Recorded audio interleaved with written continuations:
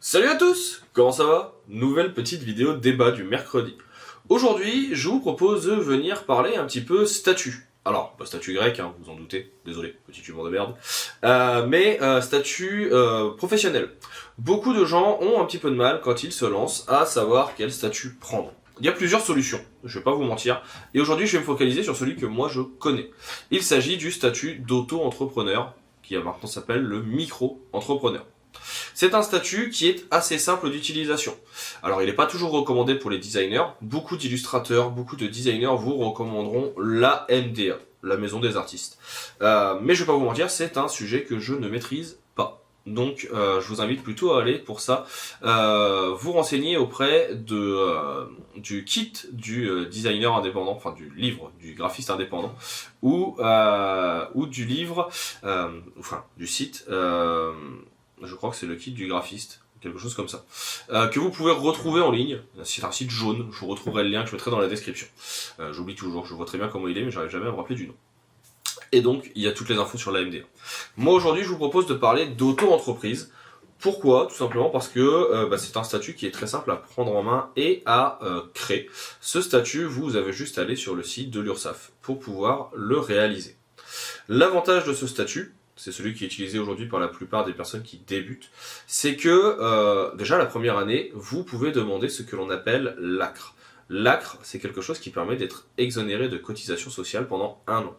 Donc quand on se lance, c'est plutôt agréable. Ça permet, très rapidement, de pouvoir commencer à engranger des fonds sans devoir les remettre dans des impôts ou des charges. Alors attention, on fait bien la distinction entre charges et impôts, hein.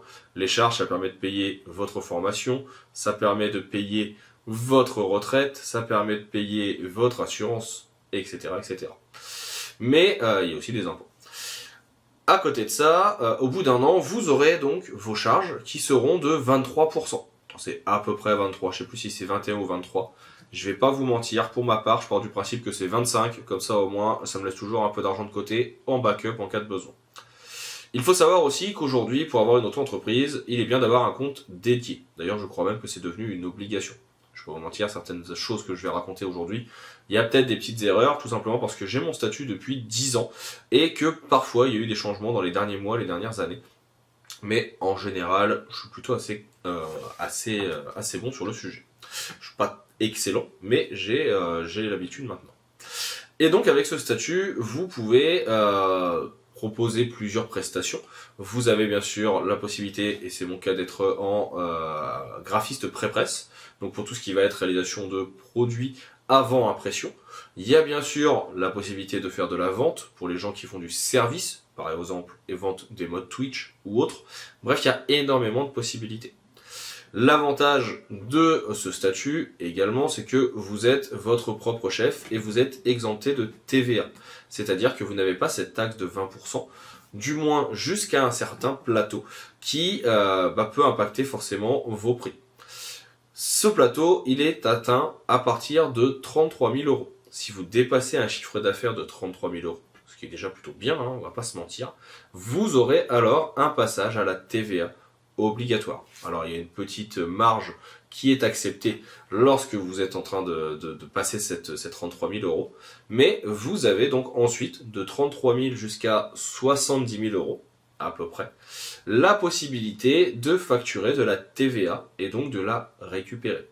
Là on rentre sur des calculs un peu plus compliqués, mais l'idée c'est que quand vous allez facturer 20% de plus, vous allez également sur vos achats pouvoir récupérer ces 20%, par exemple l'achat de matériel. Autre chose qui peut être assez intéressante avec le statut auto-entrepreneur, c'est que, en termes d'imposition sur le revenu, vous n'êtes imposé que sur 50% de vos revenus d'auto-entreprise.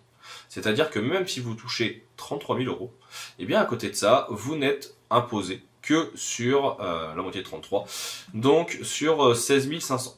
Donc ça, c'est une bonne chose qui est intéressante également. Bien sûr, il y a des côtés négatifs. Si vous n'êtes que auto-entrepreneur, vous allez avoir énormément de mal à paraître crédible auprès des banques, auprès des organismes de logement pour les locations et autres. Ça, c'est un défaut, parce que c'est considéré comme étant quelque chose qui n'est pas forcément stable, le métier d'auto-entrepreneur. L'avantage, c'est que vous pouvez par contre avoir parfois un CDI et à côté un travail en auto-entreprise. J'ai fait ça pendant des années, ça m'a quand même pas mal fatigué. Je vous invite à aller voir la vidéo où j'en parle du mélange vie pro, vie perso qui est disponible en haut à droite.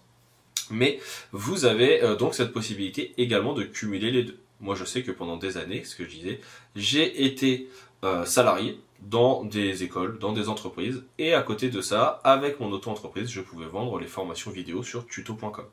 Donc c'est des choses qui peuvent être utiles et qui existent. À côté de ça également, attention, il faut savoir que l'auto-entreprise ne permet pas énormément de cotisations retraite. C'est très très léger, donc forcément vous ne gagnerez pas énormément de ce côté-là. Vous avez malgré tout le droit à de la formation. C'est quelque chose qui est souvent oublié, mais vous avez tout un pan de la formation qui peut être mis en place avec ce que vous cotisez. Bref, c'est un statut qu'il est intéressant d'avoir si jamais vous voulez commencer à vous lancer en freelance. C'est une première étape, ça permet d'avoir des modalités administratives régulièrement simples et de pouvoir commencer à travailler. Ne faites pas de travail sans ce statut. Ça serait dommage de griller vos cartouches en restant au black, même si vous débutez. Le monter est gratuit, ça prend une journée, même pas pour faire les papiers, ça va vous prendre 1 heure. Et ensuite, vous avez la possibilité de travailler assez facilement. Donc voilà pour mon petit retour sur ce statut. J'espère que ça a pu vous éclairer et vous permettre de comprendre un petit peu mieux les avantages et les inconvénients, parce qu'il y a toujours les deux. Si jamais vous avez des questions, vous pouvez les poster dans les commentaires juste en dessous, ça sera avec plaisir. Et puis moi maintenant je vous dis à bientôt pour une autre vidéo débat. Je vous donne rendez-vous dans 15 jours pour un autre sujet.